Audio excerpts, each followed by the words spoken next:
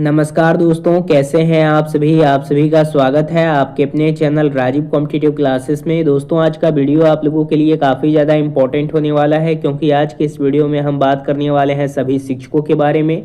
मिल गया है सेवा निरंतरता का लाभ, जल्द मिलेगा प्रमोशन, पत्र जारी किया गया। देखिए, शिक्षा विभाग के द्वारा सेवा निरंतरता को लेकर और प्रमोशन को लेकर पत्र जारी किया गया है। अब आप लोगों को सेवा निरंतरता मिल गया है, उसके साथ प्रमोशन का भी पत्र जारी किया गया है। प्रमोशन का लाभ भी आप लोगों को मिलेगा।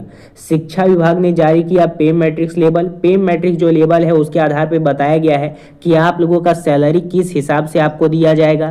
प्रमोशन के बाद विशिष्ट शिक्षकों का, बीपीएससी शिक्षकों का, प्रधानाध्यापक शिक्षक को कितना वेतन मिलेगा। उसके साथ शिक्षा विभाग ने जारी किया पे मैट्रिक्स। 2003 से 2025 तक जितने भी बहाल शिक्षक हैं, सभी शिक्षकों का वेतन आज के इस वीडियो में देखेंगे। जो आप लोगों का शिक्षा विभाग के द्वारा पे मैट्रिक्स निर्धारित किया गया है, उसके आधार पे, सेवा निरंतरता के आधार पे और प्रमोशन के आधार पे। उसके साथ सबसे बड़ी खबर है कि 1 दिसंबर को 7वां वेतन आयोग लागू होने जा रहा है। तो वीडियो काफी ज्यादा इंपॉर्टेंट है दोस्तों। वीडियो को तमाम ग्रुप में शेयर कीजिएगा, नए हैं चैनल पे सब्सक्राइब कीजिएगा, बेल आइकन को प्रेस कीजिएगा। वीडियो को हम लोग शुरू करते हैं। यहाँ पे देखिएगा, बिहार सरकार शिक्षा विभाग, इसमें आदेश आया है। इसमें बताया गया है 22/11/2025 के आलोक में इसमें सभी शिक्षकों का जिक्र किया गया है। जो भी पहली से 5वीं वाले विद्यालय अध्यापक हैं, विशिष्ट वाले हैं, विद्यालय अध्यापक हैं, 6 to 8 वाले विशिष्ट हैं या विद्यालय अध्यापक हैं, सभी लोगों का प्रमोशन को लेकर बताया गया है। यानी कि अगर आप विशिष्ट हैं 1 से लेकर के 12 तक, या फिर आप विद्यालय अध्यापक हैं 1 से लेकर के 12 तक, तो सभी लोगों को प्रमोशन और सेवा निरंतरता का लाभ मिलेगा। इसको आप लोग पढ़िएगा। इसमें आप लोगों का 2 पॉइंट हाईलाइटेड किया गया है कि ये आदेश तत्काल प्रभाव से लागू होगा और उसके साथ उक्त पर सक्षम प्राधिकार का अनुमोदन प्राप्त है। प्रमोशन को लेकर और सेवा निरंतरता को लेकर सबसे बड़ी अपडेट है।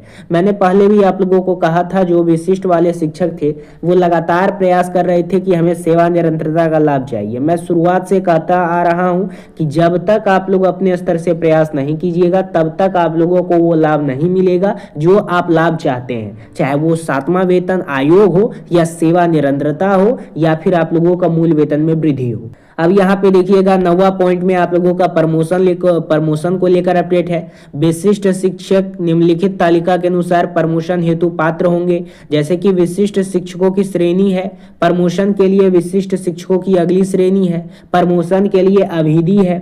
ठीक है। अब इसमें देखिएगा, जो कक्षा 1 से 5 तक के विशिष्ट शिक्षक हैं, जब आप लोगों को प्रमोशन मिल जाएगा तो आप कक्षा 6ठी से लेकर के 8वीं तक के शिक्षक बन जाएंगे। उसी प्रकार से अगर आप यहाँ पे 6ठी से 8वीं के शिक्षक हैं विशिष्ट वाले, तो आपका प्रमोशन होने के बाद आपको वरीयता के साथ 6ठी से 8वीं तक का शिक्षक बना दिया जाएगा विशिष्ट वालों। अगर आप 9वीं 10वीं के शिक्षक हैं विशिष्ट में, तो आपको यहाँ पे 11 12 का शिक्षक बना दिया जाएगा प्रमोशन के बाद। उसी प्रकार से अगर आप यहाँ पे 11 12 वाले शिक्षक हैं विशिष्ट में, तब आपको बना दिया जाएगा वरीय के साथ 11 12 वाला शिक्षक, यानी इसमें आपको वरीयता देगा। ठीक है। ये 8 वर्ष का न्यूनतम आप लोगों को यहाँ पे सर्विस देना है। जैसा कि बीपीएससी का हेडमास्टर हेड टीचर के लिए जब वैकेंसी निकाला गया था, तो उसमें भी कहा गया था, आप लोग भी थे, नियोजित थे, तब सक्षमता देकर के आए, बहुत सारे विशिष्ट वाले प्रधानाध्यापक बने। तो उस समय कहा गया था कि अगर आप लोगों के पास न्यूनतम 8 ईयर का एक्सपीरियंस होगा, तब आप इसके लिए पात्र होंगे। तो आपके पास, अगर आप विशिष्ट शिक्षक हैं और अगर आपके पास 8 ईयर का प्रमोशन के लिए समय अवधि है, तब आप लोगों को ये लाभ मिल जाएगा। ठीक है, जिन लोगों के पास 8 ईयर का एक्सपीरियंस। यहाँ पे सबसे पहले आप लोग देखिएगा कि आप लोगों का सैलरी क्या बनेगा इस घड़ी में। जितने भी विशिष्ट शिक्षक हैं, जब आपको प्रमोशन और वेतन संरक्षण का लाभ मिल जाएगा सेवा निरंतरता के साथ, तो आपका वेतन कितना होगा। क्रम संख्या देखिएगा, अगर आप नियोजित हैं 2003 से 2005 तक, तो इंडेक्स 15 के अनुसार मूल वेतन 2026 में आपको 31,340 मिलेगा। और मूल वेतन आप लोगों का यहाँ पे 20,256 होता है, तो इसके आधार पे आपको इतना मिलता है। 58% डीए के आधार पे 18,728 बनता है। एचआरए 5% आधार पे देखिएगा। मेडिकल हर एक कक्षा के लिए 1,000 रुपया मिलता है। एनपीएस और ईपीएफ में आप लोगों का कटौती होगा 3600। कुल वेतन आपका इस प्रकार से बनेगा 55,433। लेकिन जो 3600 आप लोगों का कटौती होगा ईपीएफ के थ्रू, तो इन हैंड सैलरी आपको मिलेगा 51,833। उसी प्रकार से जब नियोजित शिक्षक का प्रमोशन हो जाएगा तब आपका वेतन देखिएगा ज्यादा रहेगा। विशिष्ट शिक्षक का जब संरक्षण मिल जाएगा तब आपका देखिएगा आपका वेतन 32,620 हो जाएगा। इसके आधार पे आपका टोटल सैलरी बनेगा 61,357। लेकिन जब इसमें ईपीएफ कटौती होगा 12,370 तब आपका इनहैंड सैलरी बनेगा 48,987। उसी प्रकार से विशिष्ट शिक्षक का प्रमोशन वेतन 35,000 मतलब 36,530 और आपका इस प्रकार से बनेगा। तो टोटल कैलकुलेशन आपके सामने है, आप लोग यहाँ पे अच्छे रूप से देख करके समझ सकते हैं कि किस प्रकार से आप लोगों का वेतन बने। वेतन संरक्षण एवं सेवा निरंतरता के साथ आपका वेतन क्या होगा देख सकते हैं। नियोजित शिक्षक का नियोजित प्रमोशन से वेतन का, विशिष्ट वेतन संरक्षण का, विशिष्ट का प्रमोशन से वेतन का, इसको आप लोग देखिएगा तो अच्छे रूप से समझ में आएगा। उसी प्रकार से वेतन संरक्षण एवं सेवा निरंतरता देखेंगे तो जो नियोजित शिक्षक हैं 2009 से 2010 तक उनका सैलरी देखिएगा तो यहाँ पे बनता है। उसी प्रकार से प्रमोशन में आपका सैलरी देखिए कैसा बनता है, विशिष्ट वालों का वेतन कितना बनता है, विशिष्ट प्रमोशन के बाद वेतन कितना मिलता है, टोटल कैलकुलेशन के माध्यम से समझाया गया। भाई साहब जो भी विशिष्ट वाले शिक्षक हैं अपना दे करके समझ लीजिए। जब आप लोग बीपीएससी के थ्रू बहाल हुए थे, जितने भी विशिष्ट वाले हैं, प्रधानाध्यापक हैं या फिर विद्यालय अध्यापक हैं 1 to 5 के लिए, 6 to 8 के लिए, 9 10 के लिए, 11 12 के लिए, तो ये तो आप लोगों का विशिष्ट शिक्षक का श्रेणी के रूप में निकाला गया था कि इस हिसाब से अभी फिलहाल के लिए देंगे जब तक 7 पे कमीशन इन लोगों को नहीं दिया जाएगा शिक्षकों को। लेकिन अब आप लोगों का 7 पे कमीशन का पे मैट्रिक्स लेवल तैयार कर लिया गया है। इस हिसाब से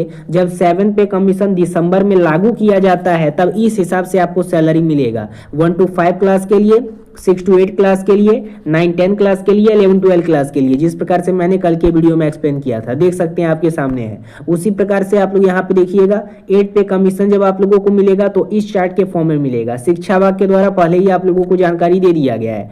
1 to 5 के लिए आप लोगों का जो ग्रेड पे हो जाएगा ये 2400 हो जाएगा। 6 to 8 के लिए 2800 ग्रेड के रूप में सैलरी मिलेगा 7 पे कमीशन के रूप में।